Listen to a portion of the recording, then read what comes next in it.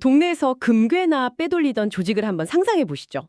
여러분 세관원의 눈을 피해서 그 전자제품이나 명품 시계 같은 걸 몰래 들여오던 전용적인 잡범들 말입니다. 네, 뭐 흔히 볼 수 있는 전형적인 밀수꾼들이죠. 맞습니다.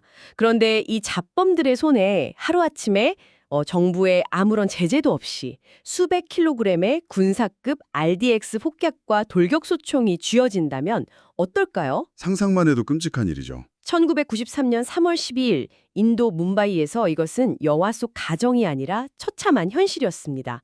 지금 이 심층 탐구를 듣고 계신 여러분을 바로 그날 참극이 벌어진 뭄바이의 한복판으로 안내합니다. 네. 평범한 금요일 오후 1시 30분이었습니다. 봄베이 증권거래소 건물을 시작으로 약 2시간 동안 도시의 상업과 금융을 상징하는 거점 12곳에서 연쇄적으로 거대한 폭발이 일어났죠. 12곳이나요? 사상자 규모도 엄청났을 텐데요. 무려 257명이 숨지고 최대 1,400명이 다쳤습니다. 제2차 세계대전 이후에 전장에서나 쓰이는 군사급 폭약인 RDX가 민간인을 상대로 이렇게 대규모로 사용된 건 세계 최초의 일이었습니다. 수사관의 관점에서 보면 이건 단순한 우발적 범죄가 아닙니다. 오늘 우리가 이 심층 탐구를 위해 책상 위에 펼쳐둔 자료들은 인도 대법원의 판결문, 스리크리슈나 위원회 보고서, 그리고 각종 수사 기록과 언론 보도들입니다. 방대한 취재 자료들이죠. 네, 우리의 미션은 단순히 범인들의 이름표를 나열하는 게 아닙니다. 어떻게 일개 밀수 조직이 국가를 마비시키는 테러 네트워크로 탈바꿈할 수 있었는지 그 범죄의 해부학적 구조와 수사 과정을 낱낱이 펼쳐볼 겁니다. 그 사건의 구조를 해부하기 전에 한 가지 명확히 해둘 점이 있습니다. 이 사건의 이면에는 힌두교와 이슬람교 간의 뼈아픈 종교적 갈등이 존재하거든요. 그렇죠. 아주 민감한 부분입니다. 네, 그래서 우리는 공식 수사 기록과 취재 자료에 근거해서 이 비극이 발생하게 된 배경으로서 그 상황을 철저히 중립적으로 전달할 뿐입니다. 어느 한쪽의 입장을 지지하거나 대변하지 않는다는 점을 여러분께 분명히 밝힙니다. 좋습니다. 범죄 수사의 가장 첫 번째 단추는 언제나 동기입니다. 도시 전체를 동시다발적으로 타격하는 이런 군사작전급 기획이 하루아침에 하늘에서 뚝 떨어지진 않잖아요. 물론입니다. 폭파 사건이 있기 3개월 전인 1992년 12월, 뭄바이 거리에는 이미 피비린내 나는 전조 증상이 있었습니다. 전조 증상이라면 구체적으로 어떤 일이 있었던 겁니까? 맞물려 들어가는 거대한 파국의 첫 톱니바퀴는 우타르프라데시주의 바브리 마스지드 모스크 철거 사건이었습니다. 16세기부터 존재했던 이슬람 모스크가 힌두 극우 세력에 의해 파괴되면서 그 충격파가 뭄바이의 대규모 폭동으로 번져나갔죠. 종교적 갈등이 폭발한 거군요. 네, 당시 상황을 정밀하게 조사한 스리 프리시나 위원회의 보고서, 팩트를 짚어보면 이 폭동은 시간이 지날수록 단순한 거리의 충돌을 넘어선 일방적인 살상의 양상을 띱니다. 하지만 시위나 폭동은 어느 국가에서든 일어날 수 있습니다. 그것이 곧바로 군사급 RDX 테러로 이어지진 않잖아요. 도대체 그 3개월 동안 뭄바이 사회 내부에 어떤 치명적인 결함이 발생했던 겁니까? 공권력이라는 사회의 브레이크가 완전히 고장나버린 겁니다. 위원회 보고서에 기록된 당시 경찰의 대응을 보면 참담한 수준이거든요. 경찰이 제 역할을 못했던 말씀이십니까? 못한 정도가 아닙니다. 1993년 1월 시부세나 같은 극우 세력이 가담해 이슬람 교도들을 조직적으로 표적 삼았을 때 경찰은 시민을 보호하기는커녕 폭력을 방조하거나 편파적으로 발포했습니다. 편파적 발포요. 사망자 통계는 어떻게 됩니까? 폭동으로 인한 사망자 약 900명 중 무려 67%가 이슬람 교도였어요. 이 통계가 의미하는 바는 명확합니다. 다문화가 섞여 경제를 견인하던 뭄바이의 사회적 단층선이 완전히 박살나버린 겁니다. 국가 공권력이 나를 보호하지 않는다는 그 처절한 고립감? 수사관 입장에서 보면 바로 이 지점이 지하 범죄 조직이 파고들기 가장 완벽한 토양입니다. 분노한 대중은 통제력을 잃고 누군가 그 폭력성을 조직화할 명분을 찾게 되니까요. 맞습니다. 그 명분을 날카롭게 낚아챈 자들이 바로 뭄바이 암흑가를 주름잡던 다우드 이브라임과 그의 신복 타이거 메몬이 이끌던 D컴퍼니였습니다. 드디어 밀수 조직이 등장하는군요. 네, 타이거 메몬은 폭동 중에 자신의 상업사무실이 불타는 등 금전줄인 타격을 입자 이슬람 공동체의 보복과 보호를 전면에 내세우며 테러를 기획하기 시작합니다. 그런데 기자님, 여기서 논리적 비약이 하나 발생합니다. 동네 밀수꾼들이 아무리 화가 나고 명분이 생겼다고 한들 정밀한 폭파 타격을 기획하고 군사용 RDX를 다루는 건 완전히 다른 차원의 문제잖아요. 그렇죠. 전문가의 영역이죠. 누군가 이 잡범들의 손에 거대한 칼을 쥐어주고 사용법을 가르쳐준 조력자가 있다는 뜻인데 그게 누구였습니까? 인도 수사당국이 밝혀낸 그 배우는 바로 파키스탄 정보국 ISI였습니다. 이 둘의 결합은 현대 테러리즘 역사에서 가장 치명적인 비즈니스 모델의 탄생이었습니다. 정보국과 밀수 조직의 결합이라 아주 기가 막힌 타이밍이네요. 네. ISI는 폭동으로 극에 달한 분노를 이용해 인도의 경제 중심지를 타격할 전략이 있었지만 인도 내부에 직접 움직일 실행 조직이 없었죠. 반면 D컴퍼니는 인도 서해안을 마음대로 뚫고 들어가는 촘촘한 밀수 인프라를 가지고 있었습니다. 완벽하게 이해가 갑니다. 비유하자면 D컴퍼니가 수십 년간 파놓은 밀수 루트는 블랙마켓을 위해 최적화된 아마존 로켓 배송 네트워크였던 거군요. 정확한 비유입니다. ISI 입장에서는 굳이 위험을 감수하면서 처음부터 테러망을 구축할 필요 없이 이미 존재하는 고효율 물류망을 그대로 빌려 타기만 하면 됐던 겁니다. 범죄와 테러의 완벽한 결탁이죠. 테러 행동대원들, 그러니까 폭동으로 가족을 잃거나 분노한 청년들은 타이거 메몬의 지시 아래 두바이를 거쳐 파키스탄으로 넘어갑니다. 거기서 군사훈련을 받은 거군요. 네, 그곳에서 일명 검은 비누라 불리는 RDX 폭약을 차량 하부에 장착하는 법, AK-56 소총 사격술, 수류탄 취급법을 배우고 코란에 손을 얹고 비밀을 맹세하기까지 합니다. 잠깐, 그 물류망 이야기를 조금 더 파고들어 보죠. 훈련을 마친 이들이 인도로 돌아올 때 수백 킬로그램의 RDX와 수십 정의 소총이 마라 슈트라주의 코칸 해안을 통해 쏟아져 들어왔습니다. 구체적으로 디기와 셰카디 부두였죠. 네, 맞습니다. 세관원들이 평소처럼 뇌물을 받고 TV나 금괴를 눈 감아주는 건 그렇다 쳐도 명백한 군사용 폭격과 돌격소총이 박스째 들어오는데 그걸 그냥 통과시켰다는 게 상식적으로 납득이 안 갑니다. 알고도 묵인한 겁니까? 취재 기록을 짚어보면 그게 가장 참담한 대목입니다. 돈으로 철저히 매수된 일부 부패한 세관원과 경찰들은 내용물을 짐작하고도 혹은 아예 확인조차 하지 않고 평소처럼 뇌물을 챙겼습니다. 세상에, 무기가 들어오는데 망까지 봐줬다고 들었습니다. 네, 심지어 하역 작업이 안전하게 진행되도록 망을 봐주기까지 했죠. 범죄 조직이 오랜 시간 돈으로 기름칠해둔 부패 컨베이어 벨트는 그 위에 올려진 물건이 금괴든 도시를 날려버릴 폭탄이든 가리지 않고 목적지까지 부지런히 실어 날랐던 겁니다. 결국 공권력의 일상적인 부패가 수백 명의 목숨을 앗아간 방화쇠 역할을 했군요. 그렇게 안방으로 직행한 폭격들은 3월 12일 가장 잔혹한 방식으로 터집니다. 타겟팅이 아주 정교했어요. 네, bombe이 증권거래소, 에어 인디아 빌딩, 자베리 바자르, 그리고 시록 호텔 같은 5성급 호텔 등 인도 경제에 척추를 할 수 있는 상업 거점들만 골랐습니다. 단순한 인명살상을 넘어선 거네요. 맞습니다. 인도라는 국가의 경제적 자부심을 꺾고 외국인 투자자들을 극단의 패닉에 빠뜨리려는 치밀한 계산이었습니다. 그런데 이 아비규환의 한가운데서 당시 사회의 끔찍한 취약성을 적나라하게 보여주는 기막힌 일화가 하나 발생합니다. 어떤 일하죠?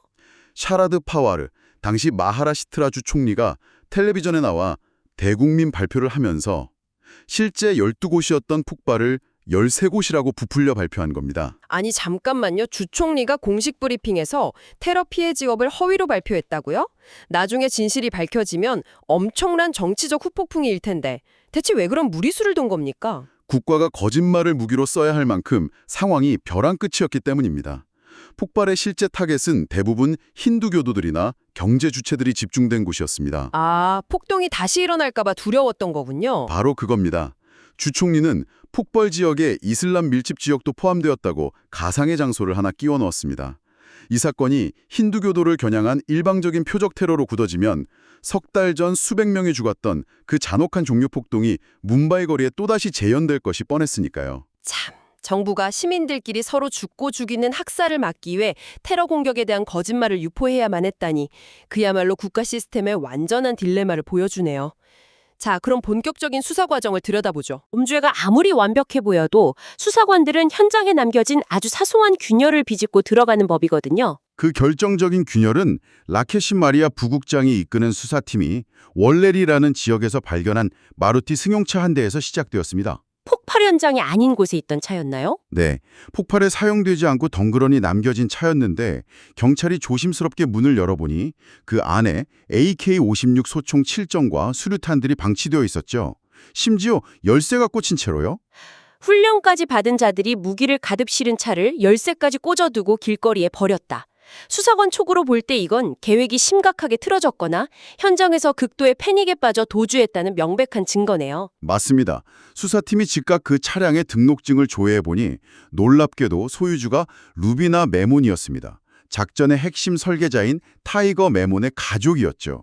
아, 거기서 꼬리가 길게 밟혔군요. 네, 골목에 대충 주차된 이 차량들이 시작으로 수사망이 급격히 좁혀 들어갔고 메몬 가문과 디컴퍼니 그리고 그 뒤에 숨은 파키스탄 정보국이라는 거대한 음모의 실타래가 순식간에 풀려 나왔습니다.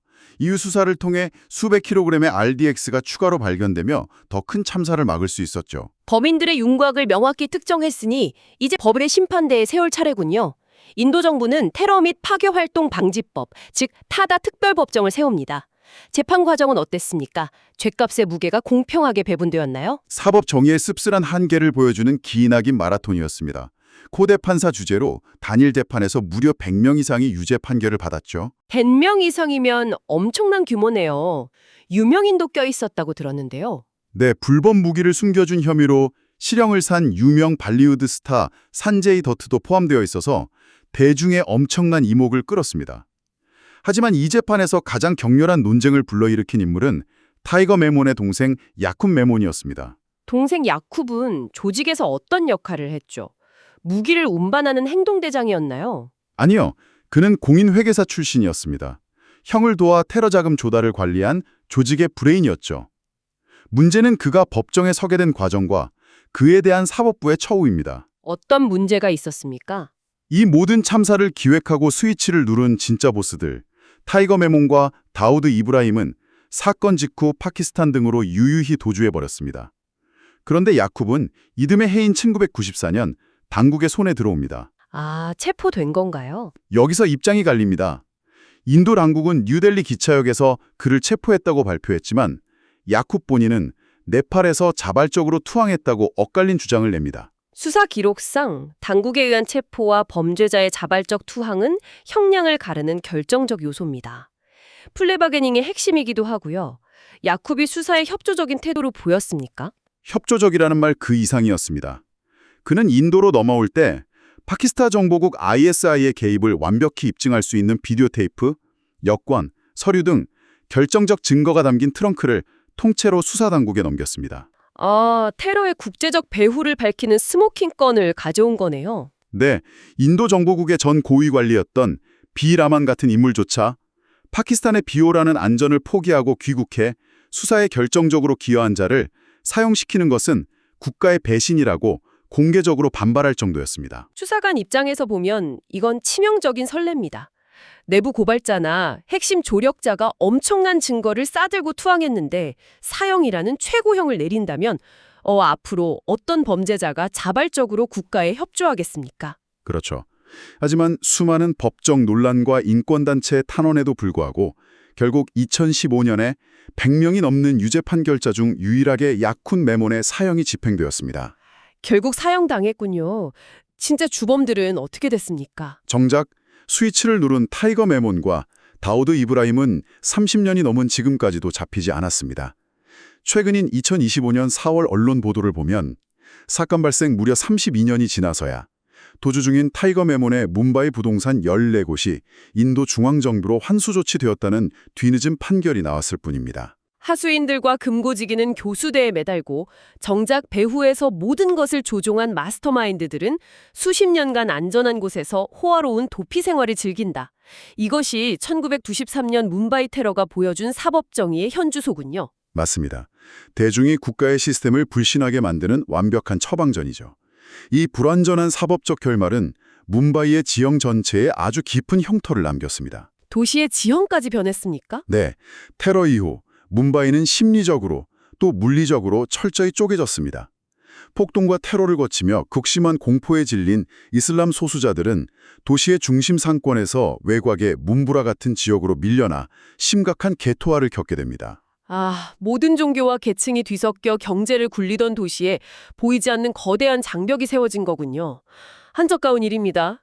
그럼 수사 및 안보 당국의 시스템은 어땠습니까? 시스템 개선에 대해 물으시는 거군요. 네, 수백 킬로그램의 군사무기가 해안가로 밀반입되는 걸 멍하니 쳐다보고만 있었던 경찰과 해안경비대는 뼈저린 교훈을 얻고 무언가 획기적인 조치를 취했을 텐데요. 사건 직후 인도 정부는 해안 경비들을 전면적으로 뜯어고치겠다며 오퍼레이션 스완이라는 합동작전을 발동하긴 했습니다.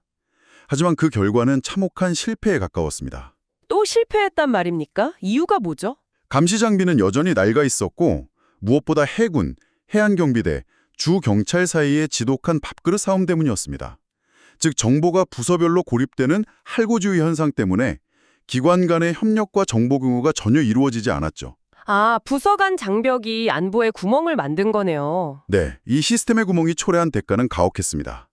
정확히 15년 뒤인 2008년 11월 똑같이 바다를 통해 침투한 테러범들에 의해 그 유명한 2008 뭄바이 테러가 발생하며 인도 전역을 다시 한번 피로 물들였으니까요. 1993년에 수백 명의 목숨을 바치고 얻은 교훈을 국가 시스템에 온전히 정착시키지 못한 뼈아픈 결과군요. 참담한 현실이죠. 공권력의 부패, 정보기관 간의 밥그릇 싸움, 그리고 사회의 소외된 계층을 방치한 대가가 결국 국가 안보의 붕괴로 직결된다는 것을 우리는 이 뭄바이의 사례를 통해 똑똑히 목격했습니다. 네, 그렇습니다. 오늘 우리의 기록을 덮기 전에 지금 이 심층 탐구를 듣고 계신 여러분과 나누고 싶은 아주 서늘한 질문이 하나 남았습니다. 우리는 방금 1993년에 한 국가의 정보기관이 거대한 군사작전을 자국의 스파이가 아닌 타국의 일개 동네 밀수 조직에게 외주를 주어 실행한 사건의 전말을 들여다보았습니다. 테러의 아웃소싱이었죠. 그렇다면 고도로 연결된 초연결 시대인 지금은 어떨까요? 여러분도 한번 생각해 보시죠.